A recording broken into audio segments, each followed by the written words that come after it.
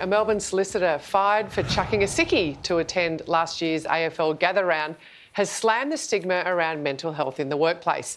Mitch Fuller claims he was suffering burnout but felt pressured to keep coming into the office. He's spoken out after his unfair dismissal claim was rejected by the Fair Work Commission. It found he'd not only lied to his employer but had given false evidence. And Mitch Fuller is here now to take us through it all. Well, before we got to step in, because I think there's a very important question we need to know before we progress with this interview. OK. Mitch, who do you barrack for? Regrettably, I can put my footy hat on if you want me to. It's the Bombers. So, yeah, trust me, I frequently... I go through much worse than what I'm currently going through every week. Mitch, can you understand, though, how taking a sick day and then getting caught at the footy via social media posts doesn't quite seem like an unfair dismissal to a lot of people? Oh, yeah, absolutely, on the very surface level when you look at it like that. But the truth is, behind the scenes, I was really struggling at the time. I needed the time off one way or the other. I could have taken a lot more time off and just sat at home, or I could have had a bit of a circuit breaker and spent time with my friends, and I chose to do the latter. Behind the scenes, yeah, things were rough. I'm happy to get into that a bit later.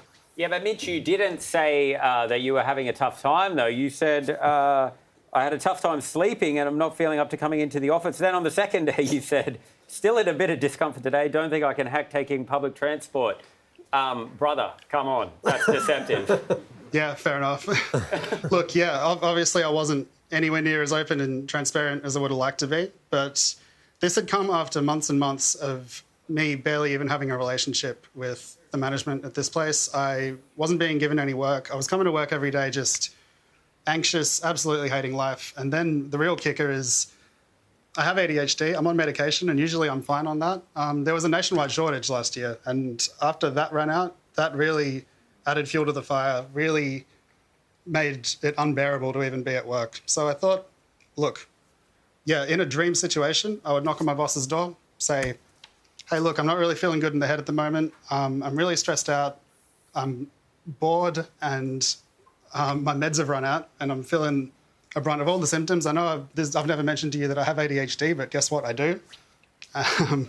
Yeah, I didn't think that conversation was going to go down well. That would be the right thing to do, but I'm sure many people in that position would feel as uncomfortable as I would in that sort of spot if they were dealing with such a hostile and tense workplace like I was. I get you, Mitch, but did going to Gather Round and seeing Essendon lose by 69 points to Port Adelaide fix all these things? No, that made me want to go back to the office.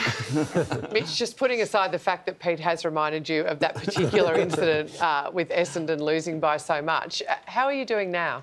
Look, the last 2 weeks have been quite surreal. This is the last thing I was expecting. I was really looking forward last Monday to just getting the decision, whether or not I liked it, to just putting it to bed, moving on with my life, doing something else, not having to think about it so much. But I've been receiving so many messages of people trying to alert me that somebody wrote an article that it's just insane. Mate, I have no desire to skewer you or attack you or anything like that. I mean, you've been through a process. Your relationship with your employer was obviously quite broken. You're going through a lot of stuff and the law has had its say. So we don't need to go too far into that.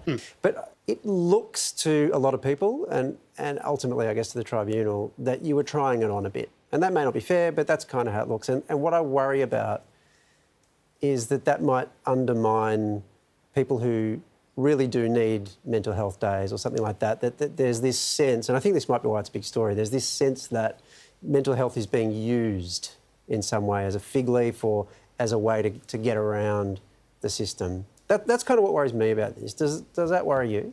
The thing about mental illness, neurodiversity in my case, is it's invisible and it exists only in your head. There is no way to make it concrete, tangible, perceptible to the outside world. So I couldn't come to the tribunal with one magical bit of evidence that will prove that I was really struggling that week. It was just my word against theirs, and that just wasn't good enough on the day, and I have to respect that. Mitch, thanks so much for fronting up, mate. Really appreciate it. Yeah, thanks for your interest in the story. Thanks for having me on.